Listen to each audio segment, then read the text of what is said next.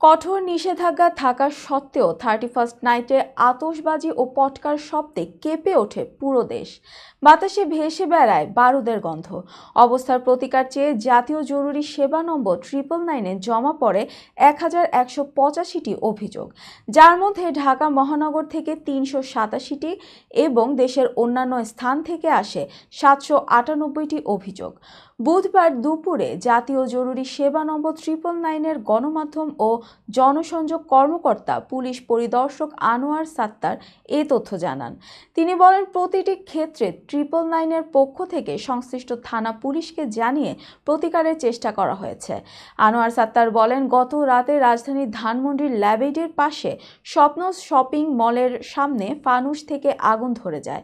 999 থেকে খবর পেয়ে মোহাম্মদপুর ফায়ার স্টেশনের একটি অগ্নি নির্বাপক দল রওনা দেয়, তবে তারা পৌঁছানোর আগেই স্থানীয় লোকজন আগুন নিভিয়ে ফেলে।